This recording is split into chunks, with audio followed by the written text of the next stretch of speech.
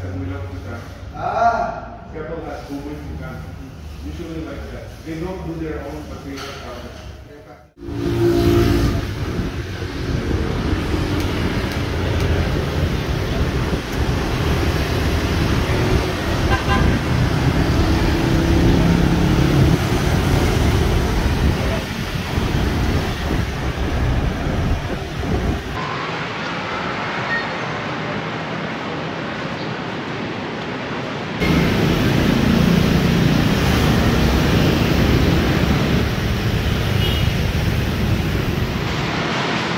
Donc là, je fais le test avec l'option du microphone, avec le son venant de l'avant du micro.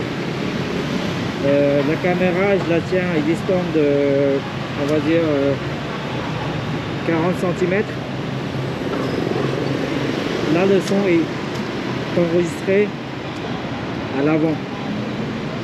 Et maintenant, le son est enregistré à l'arrière. Ça veut dire que l'enregistrement prend en compte du son qui vient de l'arrière du micro. Donc je pars et je vais voir si le son il est bien.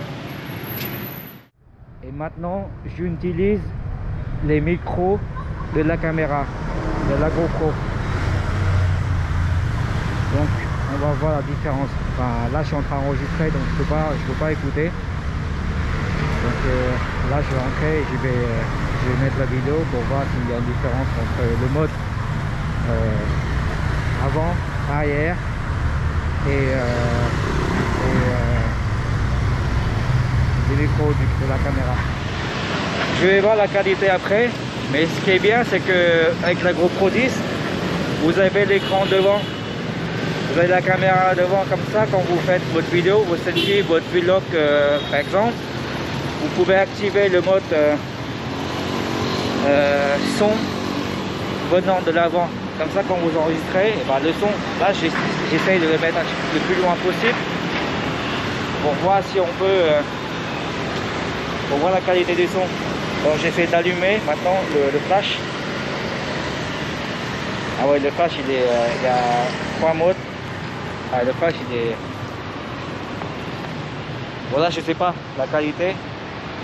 Donc je vais aller voir si elle est bien ou pas. Là je vais éteindre le flash. Ouais, c'est quand même bien, hein. Il y a une bonne résolution d'image quand même. Bon, ce qui est bien c'est sur la GoPro 10 et 9, c'est que vous pouvez vous avez les ISO. Vous pouvez augmenter au maximum l'ISO. Du coup, quand, à part quand il fait nuit noire, vous voyez rien. Mais sinon là, vous pouvez mettre l'ISO un petit peu plus élevé. Donc ça, c'est un des points que j'aime le plus sur la GoPro 10. Regardez, avec la GoPro, même quand vous courez, ça bouge même pas. Les stabilisateurs de la GoPro est juste magnifique.